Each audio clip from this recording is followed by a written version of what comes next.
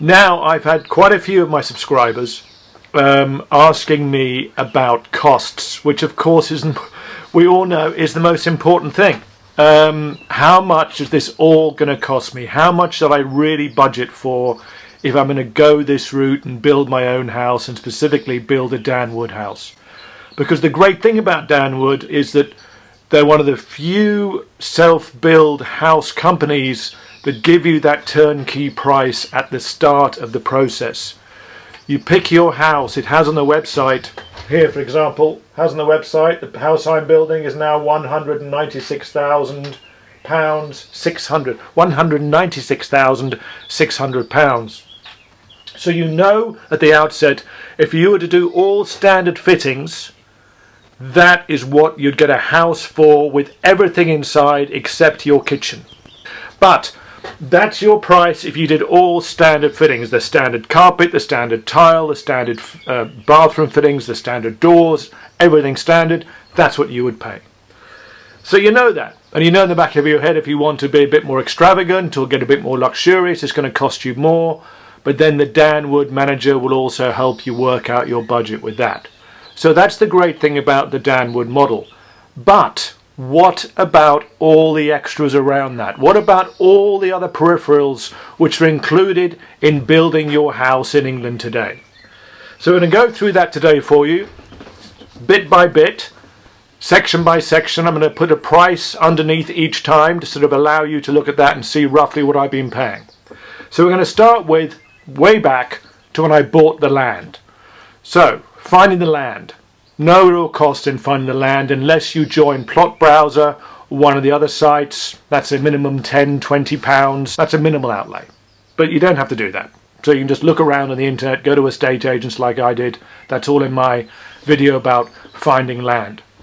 Now, once you've found the land, now you've got the conveyancing and the surveying on the land, the conveyancing for the land, the lawyers to buy the land for you with the landowner. As I said, that was a hard process to find one online. I found one through online conveyancing sort of hub, and they recommended one for me. They quoted me, original quote was £720 for the conveyancing to purchase the land. It was a long process. It went backwards and forwards. I had a few things I wanted to change. I had a few things that I wanted to question in the original submission from the landowner. And in the end, that cost me £1,296. So that was almost double what they quoted me. The next thing you have to do is find an architect or someone who can submit your planning application and draw up the plans for your planning application. Now, some people want to do that themselves if they can. If they have the right software, they can make a simple plan of their house and submit it themselves and pay the application fee.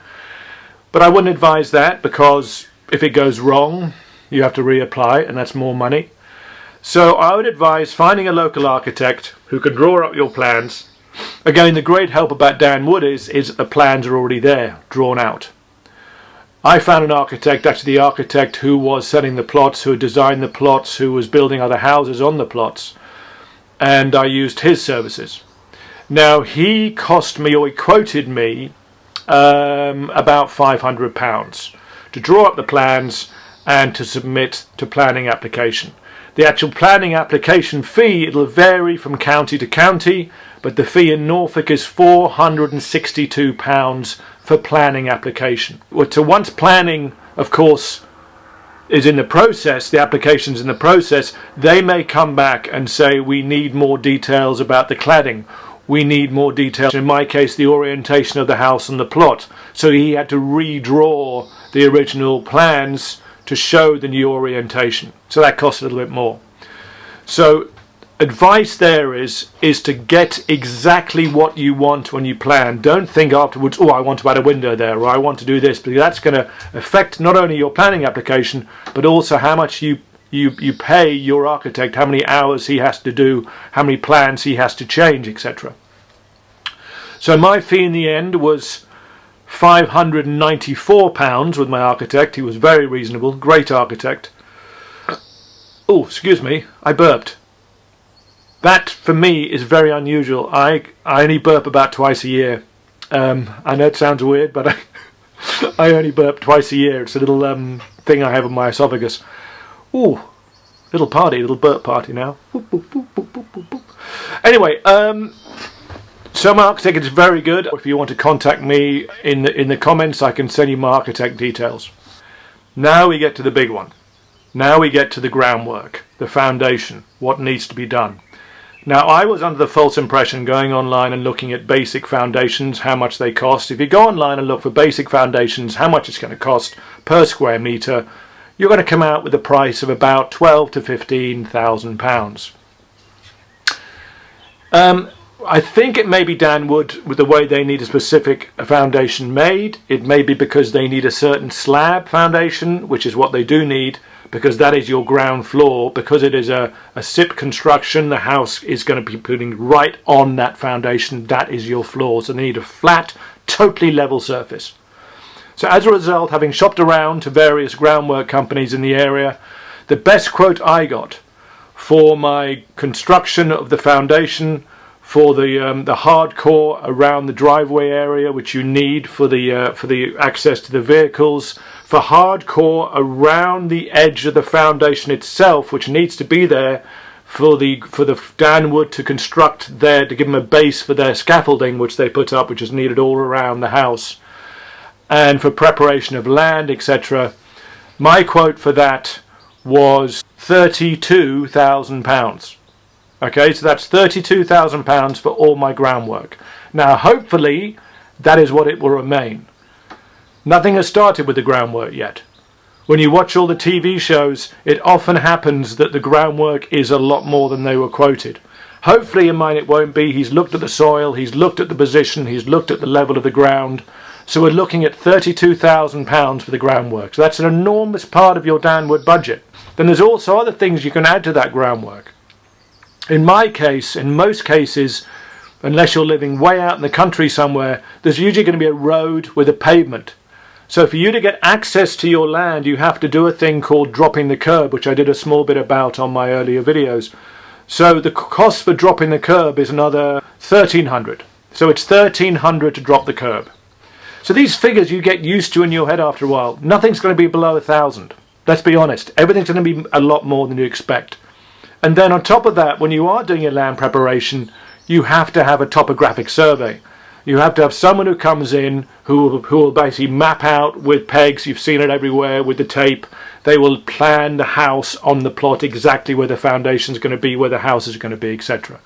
So that again, a topographic survey is going to cost you around £900, £1,000 with VAT, around that figure.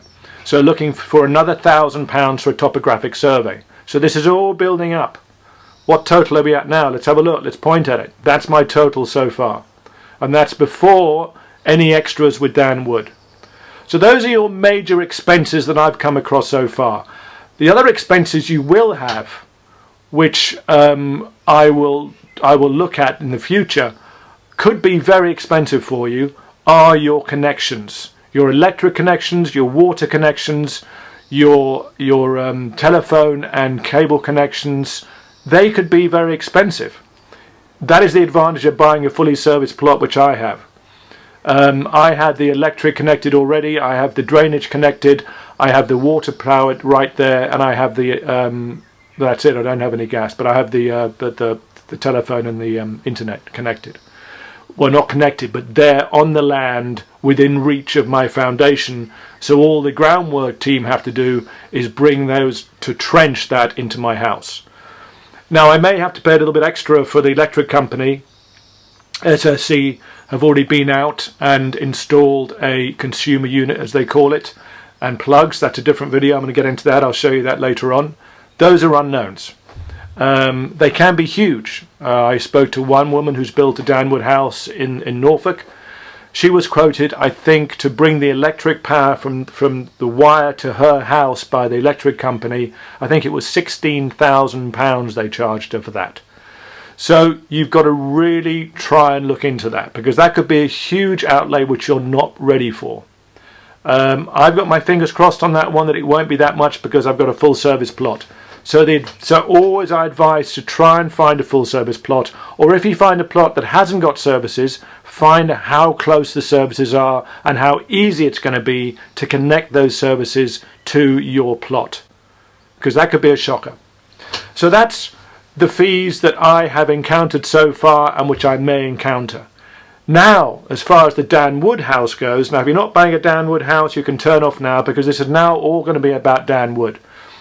So, as I was saying, one of the managers in my Dan Wood office, Sandra, said to me that some people do just go for the standard house. They do everything standard as it is. Turnkey price is turnkey price. You can do that.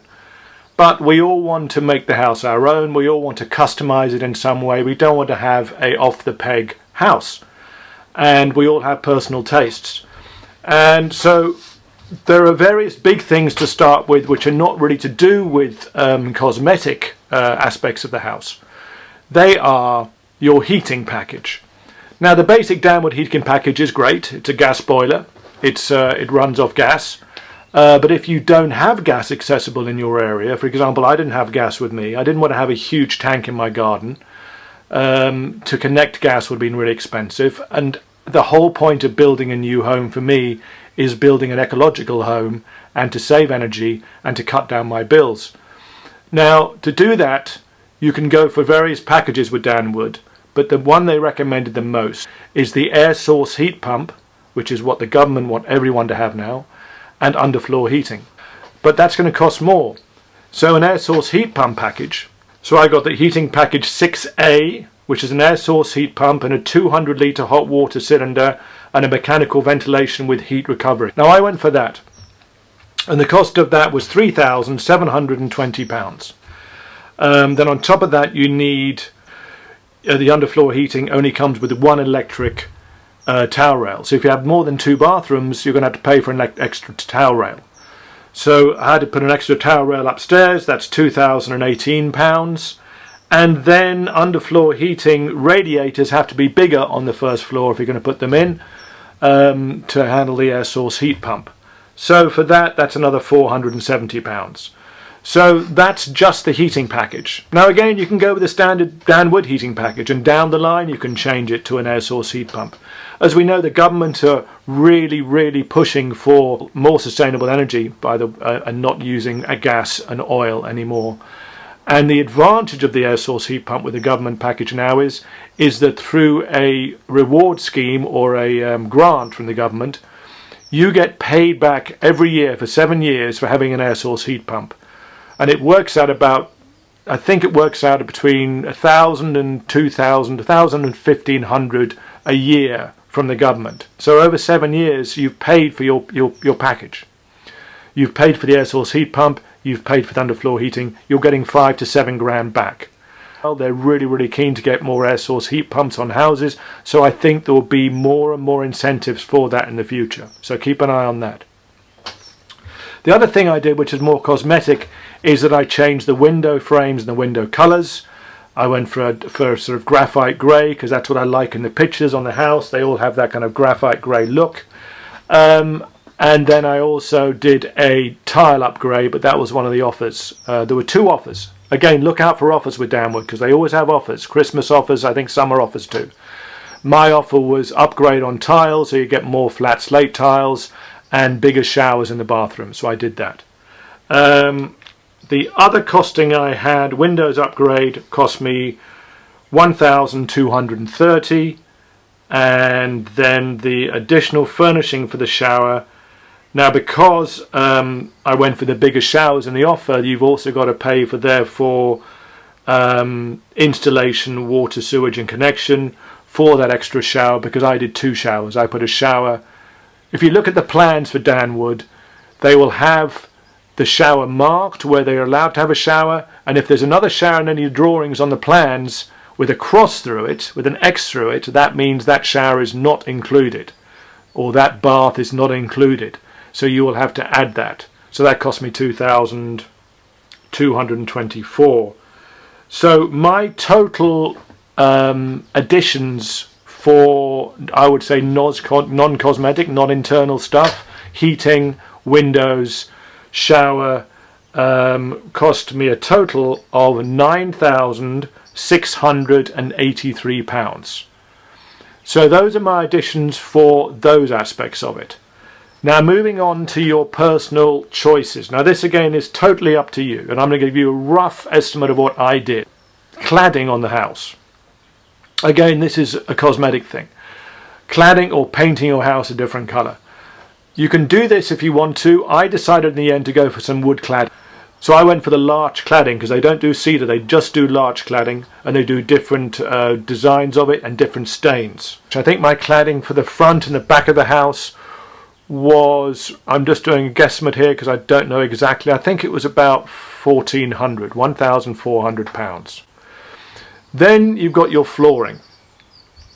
Now, everywhere in Downwood on the standard, which is really good, all the bathrooms have standard tile as standard, and all the other rooms have carpet. Now the downwood carpet is very practical, a good colour range, but I wanted to get something a bit more luxurious, a bit more soft underfoot, so I went for the wool.